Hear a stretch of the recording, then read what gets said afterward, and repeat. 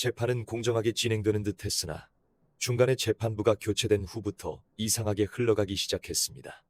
이전 재판장은 침대 위에서의 실제 신체 접촉 여부 등 사건의 실체를 밝히기 위해 고소인의 모순을 날카롭게 짚어내며 심리를 진행했습니다.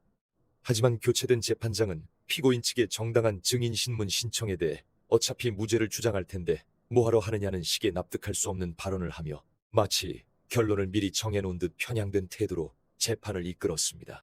결국 여자 재판장은 유죄를 선고했고 판결의 요지는 다음과 같았습니다. 증인의 진술에 혼동이나 불일치가 있다고 하더라도 피해자 진술의 신빙성을 부정할 만한 사유로 보기 힘들며 피해자의 진술이 일부 일관되지 않더라도 사건 발생 직후 놀라고 당황스러운 상태에서 당시 느꼈던 감정을 진술한 점 등에 비추어 피고인이 주장하는 사정만으로 피해자 진술의 신빙성이 없다고 볼 수 없다. 따라서 피고인을 유죄에 처한다. 그러나 이는 앞뒤가 전혀 맞지 않는 철저한 억지 판결입니다. 앞선 영상들에서 수차례 증명해드렸듯 고소인과 동조자의 진술은 단순한 혼동이 아니라 수시로 말을 바꾸고 조작된 거짓임이 물증으로 명백히 밝혀졌습니다.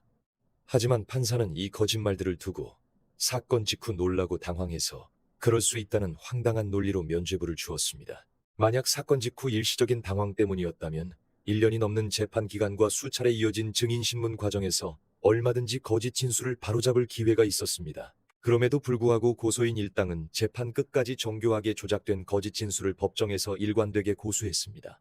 이것이 어떻게 당황해서 나온 단순한 불일치입니까? 명백한 의도를 가진 위증이며 재판부는 이를 알면서도 눈을 감아준 것입니다. 우리 대한민국 헌법 제17조 제4항 및 형사소송법 제270 2에 명시된 무죄 추정의 원칙에 따르면 유죄의 입증 책임은 전적으로 검사에게 있습니다.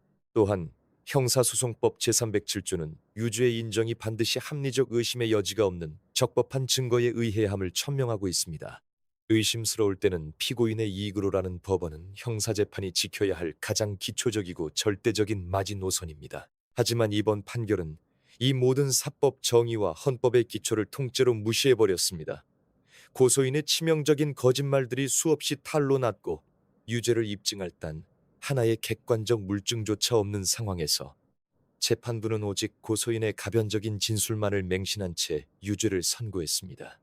헌법이 부여한 법관의 권한을 남용하여 팩트가 아닌 심증으로 한 사람의 인생을 짓밟은 명백한 오판이자 사법살인인 것입니다.